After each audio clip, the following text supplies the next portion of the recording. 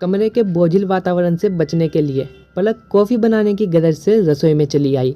Tray बाहर ले जाने से पहले उसने दरवाजे की ओट से बाहर झांक कर देखा तो पाया कि पल्लवी शून्य में खोई हुई थी। उसकी आंखों में गहन चिंता की लकीरें थीं। मम्मी कॉफ़ी, पलक ने कप पल्लवी की तरफ बढ़ाते हुए कहा।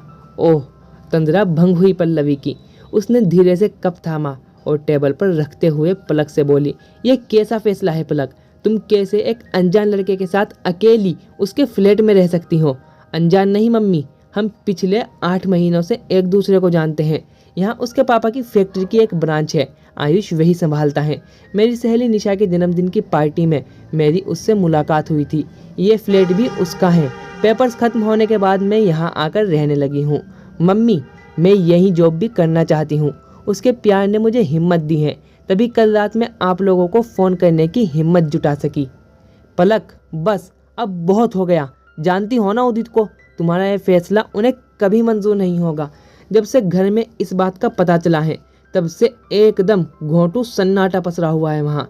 अपनी दादी का व्यवहार समझती हो ना, मौन व्रत धारण कर चुकी हैं वे, और उदित की नज़रों में तो मैं हमेशा की तरह दोषी करार दे गई हूँ। पलक पल्लवी की ओर निहारती, वह कॉफ़ी के घूंट भरते हुए उसकी बात सुन रही थी। मम्मी, पापा को मेरा फैसला क्यों मंजूर होगा जब उन्हें मैं ही मंजूर ना थी? ये बात सुनकर पल्लवी ने उदास नज़रों से पलक को देखा। ये फैसला मैंने बहुत सोच समझ कर लिया है, बल्कि मुझे ये कहना चाहिए कि हम दोनों ने। आप जब पिछली बार आई ना, तभी मैंने आपको इस बारे में बताने की कोशिश की थी, पर तब आपके पास टाइम ही नहीं था मेरी बात सुनने का। मैं गीता की सगाई के लिए आई थी, तुमसे मिली ही कितनी देर के लिए थी मैं? शाम की ट्रेन से तो वापसी थी मेरी। चलिए मम्मी, कोई बात नहीं। अच्छा, तब आपने आयुष को तो देखा था ना? बेटा, मैंने इस तरह एक नज़र देखने से क्या होगा? और फिर कोई तुम उससे शादी तो कर नहीं रही। ये लिविंग रिलेशनशिप में रहना, शादी के बिना तुम किसी लड़के के साथ अकेली कैसे रह सकती हो? इस मॉडर्न ज़माने के तौर तरीके के काबिल अभी हम नहीं हुए बेटा। मेरी बात मानो, वापस हॉस्टल में रहो और खुद को दी गई आज़ादी का नाजायज़ फ़ायदा मत उठाओ। मम्मी, ऐसी कोई बात नहीं है, मैं कोई गलत काम नहीं कर रही। शादी के बाद अगर रिश्ते में विश्वास, संयम और समझदारी की कमी रह जाए तो एक दूसरे को दोषी मानकर और समय को जिम्मेदार ठहराते हुए सारी उम्र एक उलझाऊ रिश्ते को बोझ की तरह खींचने से तो अच्छा है कि पहले ही एक दूसरे को परख लिया जाए। अच्छा, ऐसे और कितने रिश्तों को परखोगी और अंत में जिसे अपनाओगी उसके लिए क्या बचेगा तुम्हारे पास?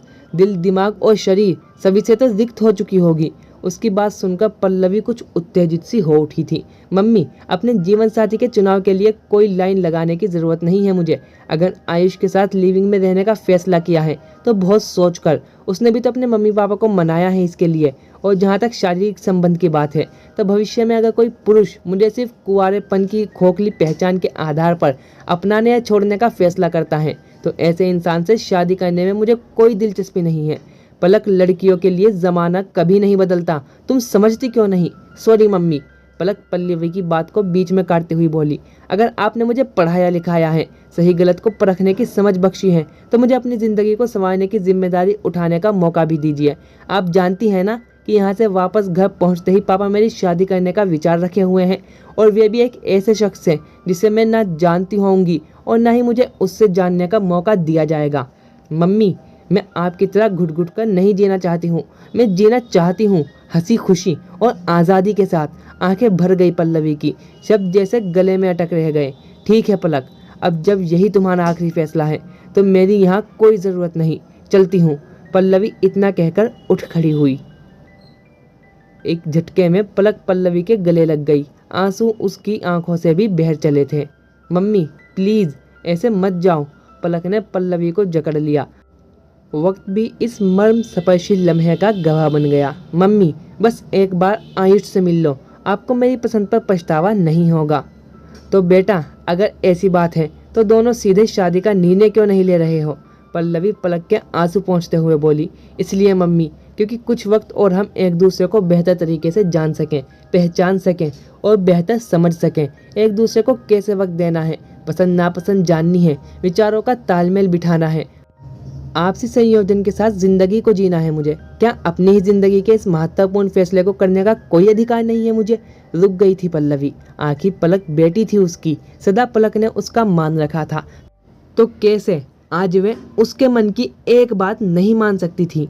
यूं भी तो हमेशा पिता और दादी के प्यार को तरसती आई थी वे। आयुष से पल्लवी की मुलाकात उसके जीवन में एक अनोखे मोड़ साबित हुई। आयुष एक सुलझा हुआ और सम्भ्रात परिवार का लड़का लगा उसे।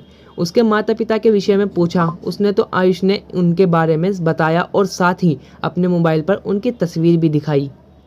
पल्लवी कुछ पल तो हैरानी से तस्वीर देखती रही, परंतु हैरानी और कुछ पूछने की मंशा उसने वहां व्यक्त न की।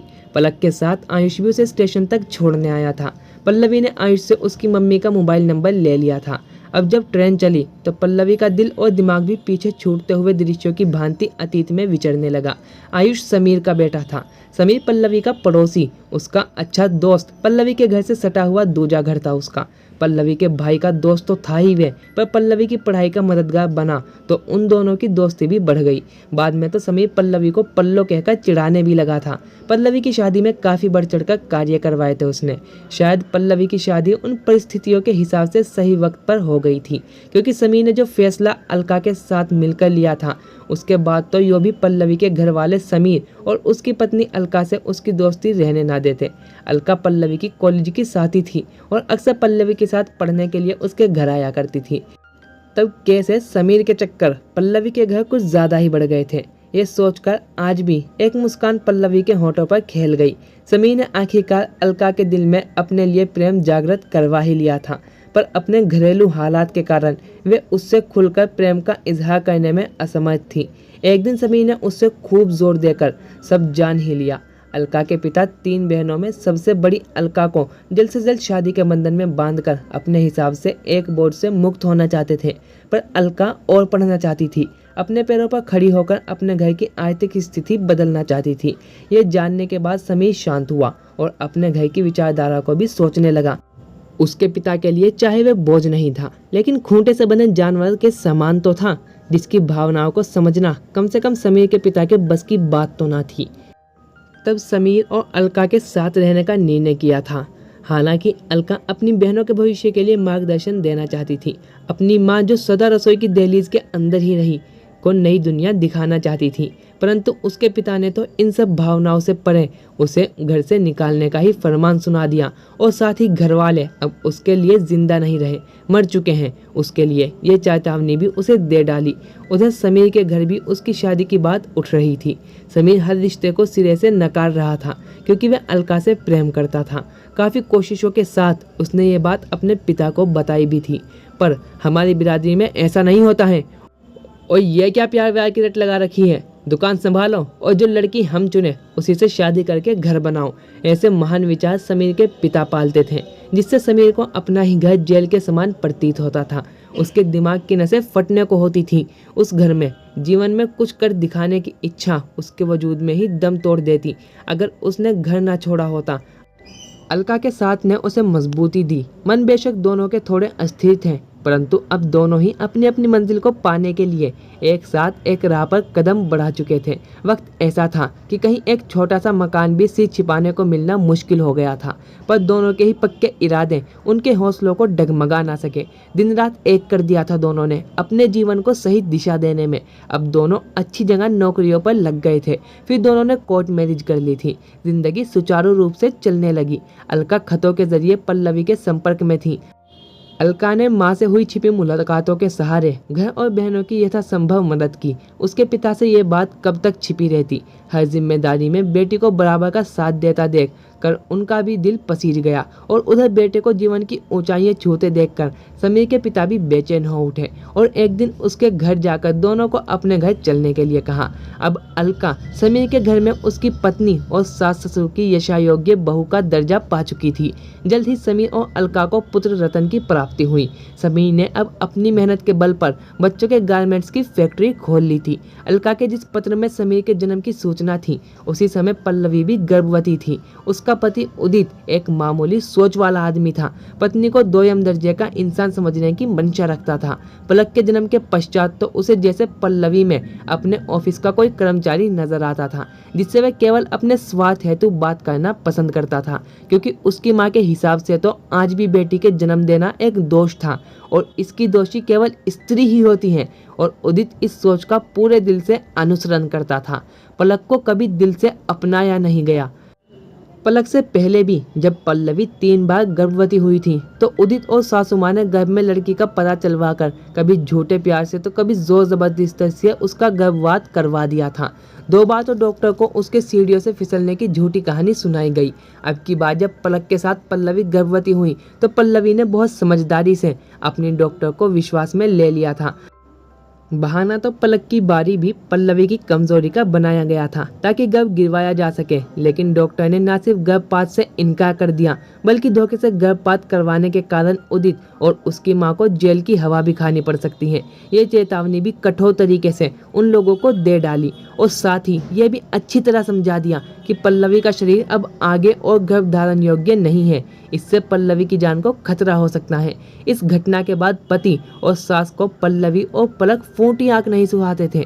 उदित ने अपना तबादला दूसरे शहर करवा लिया था और अपनी जिंदगी शराब, जुए और अय्याशी में व्यतीत करने लगा। इस बात के लिए भी सास पल्लवी को ही कोसती रही। कहीं ट्यूशन तो कहीं सिलाई कढ़ाई का काम करके पल्लवी पलक का लालन पोषण कर रही थी। मायके में तो कोई पूछती ही नहीं उसकी और पलक को उसकी ममता की ही सबसे अधिक आवश्यकता थी। इसलिए उसकी परवरिश में उसने खुद को खो दिया था और जिंदगी के इसी सफर में अलका और पल्लवी का संपर्क सूत्र भी खो गया था, क्योंकि उदित के तबादले के बाद अलका को नया पता देने की सुध पल्लवी को ना रही थी। कॉलेज की पढ़ाई के बाद आगे की शिक्षा के लिए पलक ने दिल्ली में गर्ल्स हॉस्टल में दाखिला ले लिया था। हालांकि उदित के मौसेरे भाई का घर था वहां, लेकिन उसकी पत्नी का अत्यंत रूखा स्वभाव भी पलक को हॉस्टल में रखने का एक बड़ा कारण बना। पर पल्लवी जब भी दिल्ली जाती तो उन लोगों से मिलकर ही जाती थी और पिछली बार भी वे उन लोगों की बेटी की सगाई में ही आई थी। जब पलक ने आयुष के विषय में पल्लवी को बताने की कोशिश की थी, पर तब ना तो पल्लवी के पास वक्त था और ना ही उसने इस बात पर ध्यान दिया था। वे तो उन लोगों के बीच उदित के बेहद व्यस्त और सास की बीमारी के बहाने ही बनाती रह गई, क्योंकि उदित को तो कभी किसी रिश्ते की परवाह ही नहीं थी। परंतु कोई अनहोनी हो जाए तो पलक के पास कोई तो होगा, यही सोचकर वे यहाँ आने पर उन लोगों को बहुत पूछती थी। तब आयुष पल्लवी के साथ फंक्शन हॉल में उसे छोड़ने आया था। जाते समय पलक ने पल्लवी को इशारा भी किया था, परंतु आयुष से मुलाकात आज ही हुई थी उसकी। क्या पलक का निर्णय केवल आज के समय की मांग था या पलक एक पुरुष में छिपे हुए पिता के प्रेम और संरक्षण को भी तलाश रही थी? क्या पलक को केवल आयुष के व्यक्तित्व ने ही नहीं बल्कि उसके प्यार और देखभाल भरे व्यवहार ने भी उसके नजदीक रहने का लोभ प्रदान नहीं किया था? जिस तरह की घरेलू परिस्थितियों में भी पलक के कदम कभी लड़खड़ाए ना थे, कभी बहके ना थे, क्या इस बात से वे प्रशंसा का पात्र नहीं बनती थी? क्या जिंदगी के इस मोड़ पर मैं पलक को अकेला छोड़ दूं? क्या आयुष में समीर और अलका के संस्कार नहीं थे, जो उसे 2 बेहतरीन दोस्तों की परवरिश से मिले थे, जिन्होंने जीवन को जीवन का सही रूप दिखाया था, ना कि समाज की दकियानूसी विचारधाराओं की बेड़ियों में जकड़कर जिंदगी जीने के हर सपने को कुचल दिया था। बेशक पलक का यह फैसला सही साबित हो सकता है। ऐसा में क्या उसे इसके लिए कुछ वक्त नहीं दिया जाना चाहिए जिसकी वे हकदार है? सवालों के गहन अंधकार में अब पल्लवी को भविष्य की उजियारे की किरण नजर आ रही थी। गाड़ी स्टेशन पर रुक चुकी थी। पल्लवी के कदम घर के रास्ते की ओर बढ़ चले थे। आज उसे एक बार फिर तलवार की धार पर चलना है। उसे पलक पर विश्वास करना होगा और बेटी के प्रति इसी विश्वास को उदित और उसकी माँ के सम्मुख रखना होगा, समझाना होगा, जिसके लिए वे खुद को मानसिक रूप से तैयार कर रही थी। और साथ ही समीर व अलका से वर्षों बाद बात करने के ख्याल मात्र ने ही उसमें एक नई ऊर्जा का संचालन कर दिया था। उसने अलका का नंबर अपने मोबाइल से मिला दिया था। स्टेशन से बाहर आई तो ऐसा लगा जैसे हर वस्तु कुदरत की पहली बारिश से धुलकर उजली हो गई हो। कहीं कोई कोहरा ना था, कोहरे में बादल छंट चुके थे।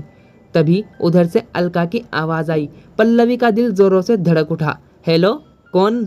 अलका, मैं पल्लवी, याद है? पल्लवी! दूसरी तरफ से अलका जैसे खुशी के मारे चिल्लाई हो।